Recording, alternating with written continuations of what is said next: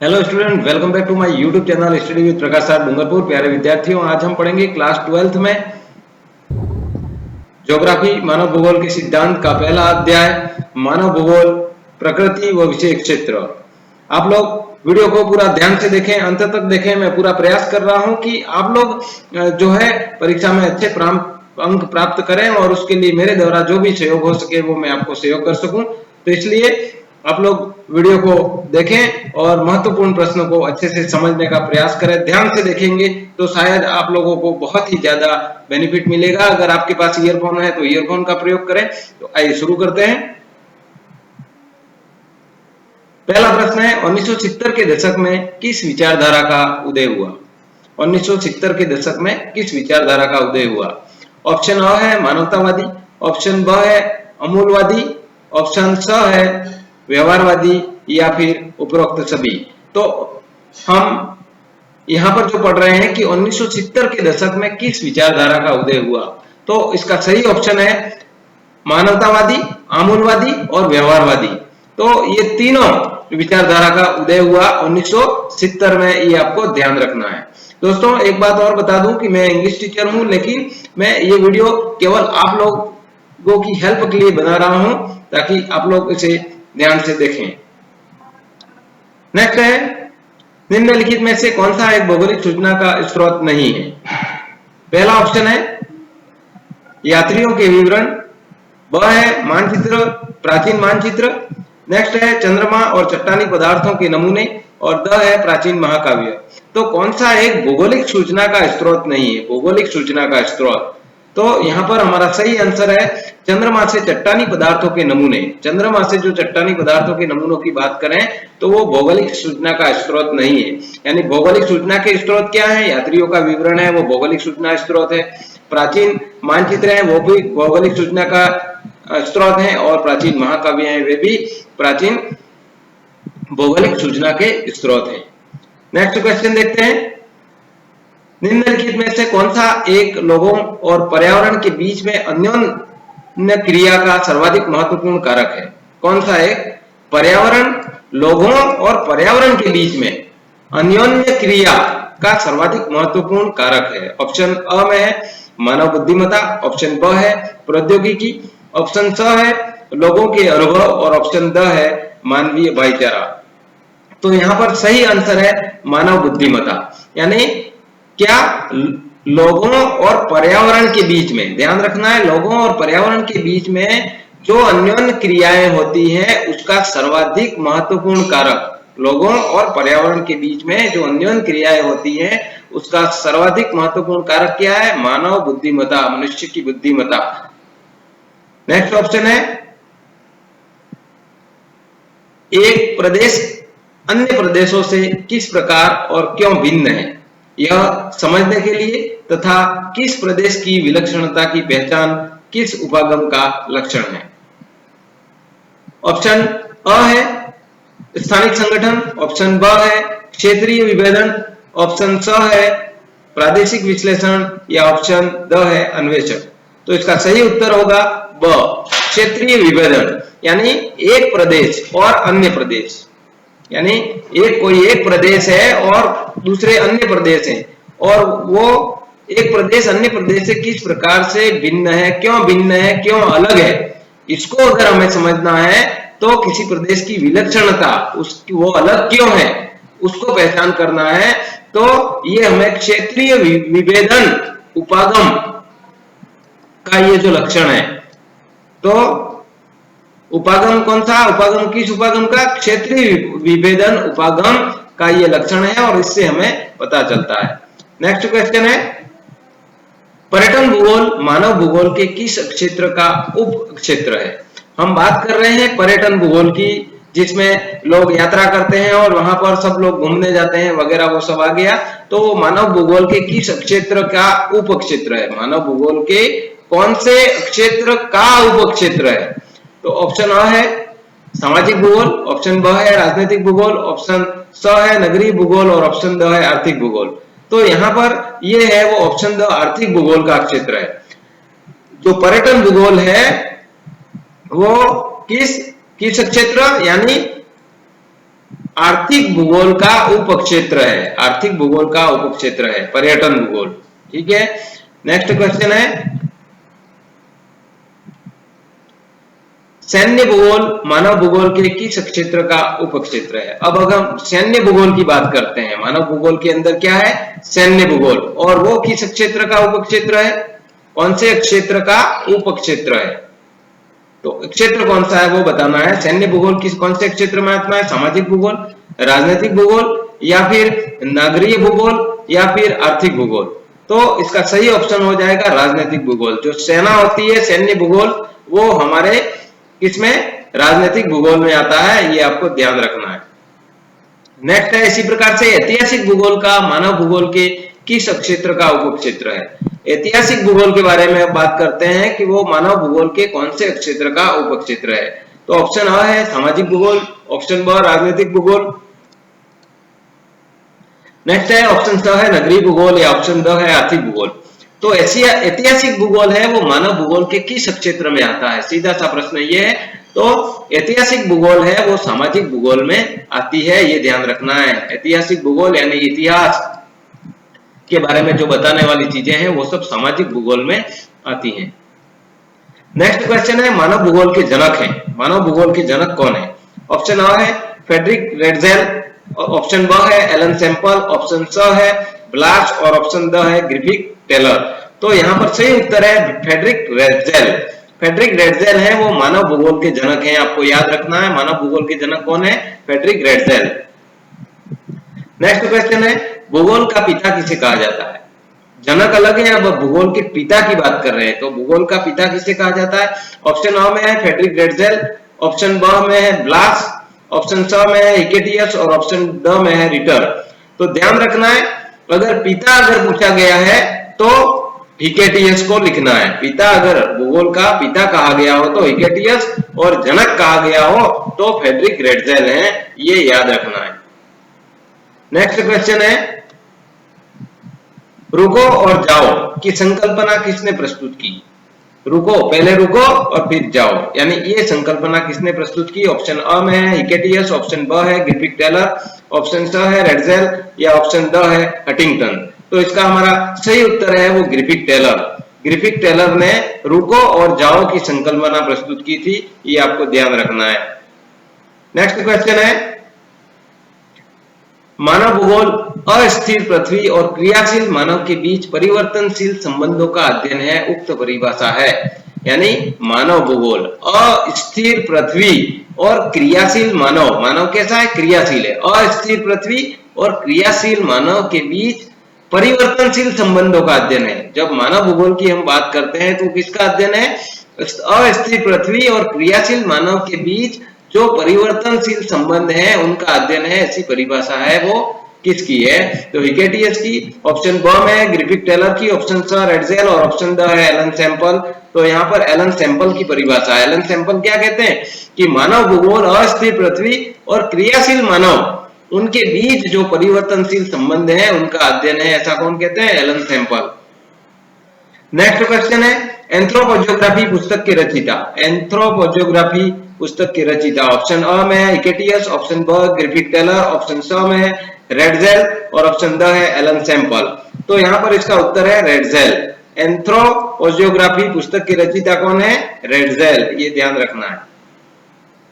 Next question है अब हम अति लघु उत्तरात्मक प्रश्न देखेंगे जो एक लाइन के आते हैं। आधुनिक मानव भूगोल के जन्मदाता, आधुनिक मानव भूगोल के जन्मदाता कौन थे, तो फ्रेडरिक रेडजेल। फ्रेडरिक रेडजेल है वो आधुनिक मानव भूगोल, मानव भूगोल में मानव भूगोल के जनक तो है ही, लेकिन आधुनिक मानव भूगोल के जन्मदाता भी कौन है, फ्रेडरिक रेडजेल। नेक्स्ट है नवनियतिवाद के प्रवर्तक कौन है, नवनियतिवाद के प्रवर्तक कौन है, तो ग्रिफिथ टेलर जो है वो नवनियतिवाद के प्रवर्तक हैं, ग्रिफिथ टेलर, याद रखना। नेक्स्ट क्वेश्चन है रेडजेल की पुस्तक का नाम बताइए। रेडजेल की कौन सी पुस्तक है उसका नाम बताना है, तो उन्होंने लिखी थी एंथ्रोपोजियोग्राफी, जो अभी अपन ने मल्टीपल चॉइस क्वेश्चन में भी पढ़ा था। तो यहाँ पर भी ये प्रश्न पूछा जा सकता है कि रेडजेल की पुस्तक का नाम बताइए, तो एंथ्रोपोजियोग्राफी रेडजेल की पुस्तक का नाम है। नेक्स्ट क्वेश्चन है संभववाद की परिभाषा किसने दी, तो संभववाद की परिभाषा विडाल डी ला ब्लाच ने दी। संभववाद की परिभाषा ध्यान रखना है, संभववाद की परिभाषा विडाल डी ला ब्लास ने दी। नेक्स्ट क्वेश्चन है फ्रेडरिक रेडजेल की शिष्या, फ्रेडरिक रेडजेल की शिष्या का नाम बताइए। फ्रेडरिक रेडजेल की शिष्या कौन थी? Ellen Semple, Ellen Semple Friedrich Ratzel की शिष्या थी। नेक्स्ट है भूगोल की दो मुख्य शाखाएं कौन सी हैं? भूगोल की दो मुख्य शाखाएं कौन सी है? नंबर 1 है भौतिक भूगोल और नंबर 2 है मानव भूगोल। ये भूगोल की मुख्य दो शाखाएं हैं, एक भौतिक भूगोल और एक मानव भूगोल। नेक्स्ट क्वेश्चन है रेडजेल के अनुसार मानव भूगोल को परिभाषित कीजिए। अब रेडजेल के अनुसार पूछा गया है, यहाँ पर ये ध्यान रखना है कि रेडजेल ने मानव भूगोल की क्या परिभाषा दी है वो लिखनी है। तो मानव भूगोल मानव समाजों और धरातल के बीच संबंधों का संश्लेषित अध्ययन है। यानी मानव भूगोल मानव समाजों और जो धरातल है उनके बीच संबंधों का संश्लेषित यानी मिला हुआ मिश्रित अध्ययन है। मानव भूगोल मानव समाजों एवं धरातल के बीच संबंधों का संश्लेषित अध्ययन है। ऐसा किसने कहा है? रेडजेल ने कहा है, ये ध्यान रखना है। नेक्स्ट क्वेश्चन है मानव और उसके कार्यों को समाविष्ट किया है, परिभाषा किसने दी? मानव और मनुष्य के जो कार्य हैं, मानव और उसके कार्य को समाविष्ट किया है, शामिल किया है, ये परिभाषा किसने दी है? डिकेन और पिट्स ने, डिकेन और पिट्स ने। यहाँ पर उन्होंने मनुष्य यानी मानव और उसके कार्य को समाविष्ट किया है, ऐसी परिभाषा दी है। नेक्स्ट क्वेश्चन है प्रसिद्ध अमेरिकन भूगोलवेत्ता एलन सैंपल के अनुसार मानव भूगोल को परिभाषित कीजिए। प्रसिद्ध अमेरिकन भूगोलवेत्ता एलन सैंपल फ्रेडरिक रेडजेल की शिष्या थी ये, और उन्होंने भूगोल को परिभाषित कीजिए। प्रसिद्ध उनके अनुसार यानी मानव भूगोल की परिभाषा क्या है? तो मानव भूगोल चंचल मानव और अस्थायी पृथ्वी के पारस्परिक संबंधों का अध्ययन है। मानव भूगोल है वो चंचल मानव, मनुष्य चंचल है, उसका मन चंचल होता है, और अस्थायी पृथ्वी, उन दोनों के बीच में पारस्परिक जो भी परिवर्तन होते हैं उन संबंधों के अध्ययन एलन सैंपल ने ये परिभाषा दी है, ये ध्यान रखना है। कहाँ की है? अमेरिकन भूगोलवेत्ता है, ये भी ध्यान रखना है। एलन सैंपल कहाँ की भूगोलवेत्ता है? तो अमेरिकन भूगोलवेत्ता है, ये भी पूछा जा सकता है। हंटिंगटन ने मानव भूगोल के अध्ययन क्षेत्र को कितने वर्गों में बांटा है? किसने? मानव भूगोल के अध्ययन क्षेत्र। अब मानव भूगोल के अध्ययन क्षेत्र की बात करते हैं तो उसमें जो हंटिंगटन ने जो मानव भूगोल के अध्ययन क्षेत्र बताए हैं उनको कितने भागों में बांटा है? तो उन्होंने 2 वर्गों में बांटा है हंटिंगटन ने। पहला है भौतिक दशाएं और दूसरा है मानवीय अनुक्रिया। तो हंटिंगटन ने मानव भूगोल के 2 अध्ययन क्षेत्र बताए हैं, उनमें से पहला है भौतिक दशाएं और दूसरा है मानवीय अनुक्रिया। नेक्स्ट क्वेश्चन है प्रसिद्ध जर्मन भूगोलवेत्ताओं के नाम बताइए। प्रसिद्ध भूगोल जर्मन वेत्ताओं के नाम। भूगोल के जो जर्मन के जो भूगोलवेत्ता हैं वहां के हम्बोल्ट, रिकर, फ्रोबेल, पेचेल, रिच्टहोफेन और रेडजेल। तो ये जर्मनी के यानी जर्मन भूगोलवेत्ता हैं, यानी जर्मनी देश के हैं। कौन कौन है? हम्बोल्ट, रिटर, फ्रोबेल, पेचेल और रिच्टहोफेन और रेडजेल, ये जर्मन भूगोलवेत्ता हैं, आपको ध्यान रखना है। नेक्स्ट है अमेरिका के अगर भूगोलवेत्ता की बात करें तो उनके नाम आपको बताने हैं। Ellen Semple, Huntington, Bowman, Carl Sauer और ग्रिफिथ टेलर, ये अमेरिका के भूगोलवेत्ता हैं। कौन? Ellen Semple, Huntington, Bowman, Carl Sauer और ग्रिफिथ टेलर, ये अमेरिका के भूगोलवेत्ता हैं, ध्यान रखना है। प्रसिद्ध फ्रांसीसी भूगोलवेत्ताओं के नाम बताओ। फ्रांस के भूगोलवेत्ता कौन है? उनके नाम बताने। विडाल डी ला ब्लास, ब्रुन्स, डी मार्तन, डिमांजिया और फ्रेबे, ये फ्रांस के भूगोलवेत्ता हैं। कौन कौन? विडाल डी ला ब्लास, ब्रुन्स, डी मार्तन, डिमांजिया और फ्रेबे, ये फ्रांस के भूगोलवेत्ता हैं। नेक्स्ट क्वेश्चन है मानव का प्रकृतिकरण भूगोल की किस विचारधारा के अंतर्गत आता है? मानव का प्रकृतिकरण भूगोल की किस विचारधारा के अंतर्गत आता है? ऑप्शन है नियतिवादी, यानी मानव का प्रकृतिकरण भूगोल की जो है नियतिवादी विचारधारा के अंतर्गत आता है। नेक्स्ट क्वेश्चन है प्रकृति का मानवीकरण भूगोल की किस विचारधारा में आता है? मानव का तो हम समझ गए नियतिवाद की विचारधारा में आता है, लेकिन प्रकृति का संभववाद विचारधारा के अंतर्गत आता है।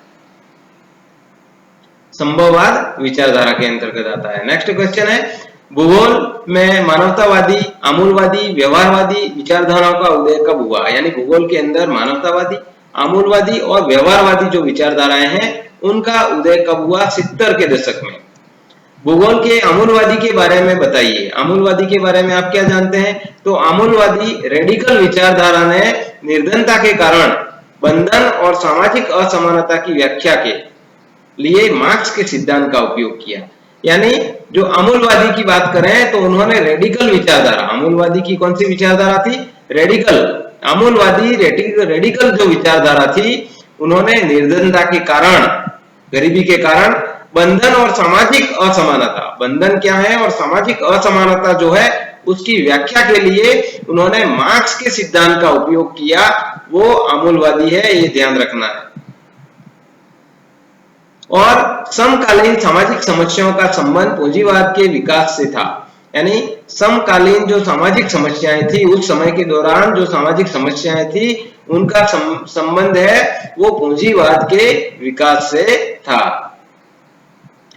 नेक्स्ट क्वेश्चन है लघुत्तरात्मक प्रश्न। अब देख लेते हैं कि मानव भूगोल के 5 उप क्षेत्रों के नाम बताइए। मानव भूगोल के 5 उप क्षेत्र कौन कौन से हैं? बहुत ही महत्वपूर्ण प्रश्न है। उनके 5 उप क्षेत्र, मानव भूगोल के 5 उप क्षेत्र जो है वो निम्नलिखित हैं, जिसमें पहला है सांस्कृतिक भूगोल। अब ध्यान रखना है, मानव भूगोल की हम बात कर रहे हैं और मानव भूगोल के इन 5 उप क्षेत्रों के बारे में बात कर रहे हैं। तो उसमें पहला है सांस्कृतिक भूगोल, दूसरा है संसाधन भूगोल, तीसरा है ऐतिहासिक भूगोल, चौथा है सैन्य भूगोल और पांचवा है चिकित्सा भूगोल, व्यवहारवादी भूगोल और कृषि भूगोल इत्यादि। तो ये सब मानव भूगोल के उप क्षेत्र हैं। तो यहाँ पर ध्यान रखना है सांस्कृतिक भूगोल, संसाधन भूगोल, ऐतिहासिक भूगोल, सैन्य भूगोल, चिकित्सा भूगोल, व्यवहारवादी भूगोल और कृषि भूगोल, ये सब मानव भूगोल के उप क्षेत्र हैं। नेक्स्ट क्वेश्चन है मानव भूगोल के प्रमुख क्षेत्र कौन कौन से हैं? वो तो उप क्षेत्र थे, अब क्षेत्र की बात करते हैं तो वो कौन से हैं? तो मानव भूगोल के विषय क्षेत्र के अंतर्गत निम्न तथ्यों को शामिल किया जाता है। पहला है सामाजिक भूगोल।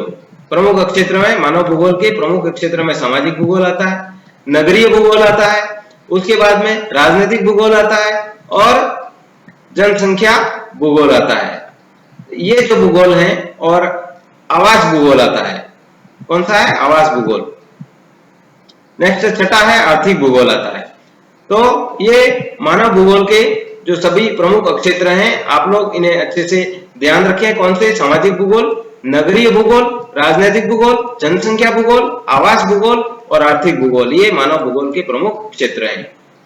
नेक्स्ट क्वेश्चन है मानव भूगोल की प्रकृति को समझाइए। मानव भूगोल की प्रकृति कैसी है उसके बारे में बताना है। तो पृथ्वी पर जो भी मानव निर्मित दृश्य दिखाई देते हैं, यानी इस पृथ्वी पर मानव निर्मित जितने भी जो भी दृश्य दिखाई देते हैं, यहां तक समझ गए होंगे आप लोग, उन सबका अध्ययन मानव भूगोल के अंतर्गत आता है। अतः विषय की प्रकृति में मानवीय क्रियाकलाप केंद्रीय बिंदु है। अगर हम मानव भूगोल की प्रकृति के बारे में बात करते हैं तो पृथ्वी पर जो भी मानव निर्मित दृश्य दिखाई देते हैं उन सब का अध्ययन मानव भूगोल के अंतर्गत आता है और इस विषय की प्रकृति में मानवीय क्रियाकलाप के केंद्रीय बिंदु है। यानी मनुष्य जो भी काम करते हैं उन सब का वो केंद्रीय बिंदु है।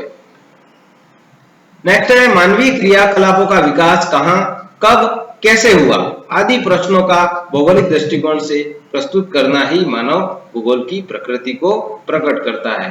यानी मनुष्य के जो भी क्रियाकलाप हैं, मनुष्य जो भी काम करता है, उनका विकास कहाँ हुआ, कब हुआ और किस प्रकार उनका विकास हुआ आदि प्रश्नों का भौगोलिक दृष्टिकोण, मानव ने जो क्रियाकलाप किए उनके पीछे उनका दृष्टिकोण क्या था, उन्होंने किस दृष्टिकोण से, ये सब चीजें प्रस्तुत करना, इस सब चीजों के बारे में बताना ही मानव भूगोल की प्रकृति को प्रकट करता है। नेक्स्ट है मध्यकाल में मानव भूगोल के विकास को समझाइए। मध्यकाल में मानव भूगोल का विकास के बारे में आपको बताना है।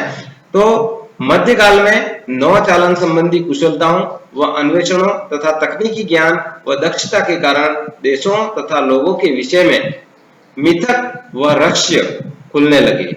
यानी मध्यकाल में अगर हम बात करें तो नौचालन, नावें जो चलाई जाती थी उनसे संबंधित कुशलताएं, यानी अच्छी तरह से नावों को चलाना जानना, और उनके अन्वेषण, उनके जो खोज है, उनके प्रयोग हैं, और उनका तकनीकी ज्ञान व दक्षता, उनकी जो कुशलता है, जो उन्होंने योग्यता प्राप्त की, के कारण देशों तथा लोगों के विषय में मिथक, जो वो भ्रम थे वो और उनके जो रहस्य थे वो खुलने लगे मानव भूगोल मध्यकाल में।